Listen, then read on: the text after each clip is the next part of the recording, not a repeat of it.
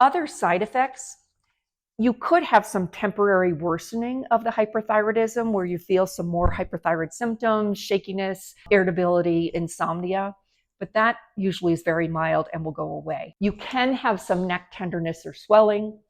Rarely you can go into thyroid storm. I have never seen this as an endocrinologist, but we always want to list anything that can happen with someone when we're giving them a treatment. Long-term considerations is hypothyroidism.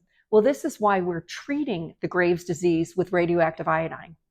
The natural progression of Graves' disease is overactivity, gland burns itself out, and you become hypothyroid. Radioactive iodine treatment is just getting you there sooner. So 30% of people become hypothyroid. 30%, we have the exact dose so that they actually will have normal thyroid function. And 30% will actually need retreatment of their Graves' disease.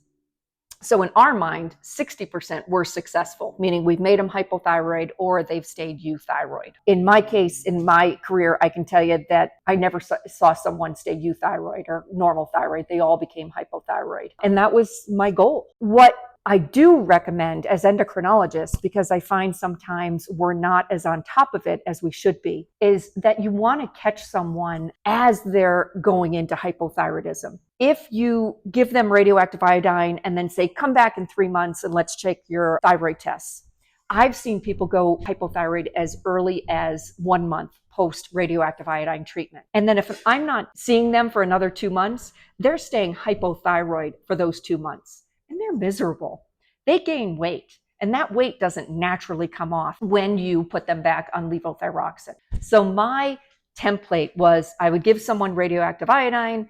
I would then recheck the thyroid function test once a month until I saw them going hypothyroid.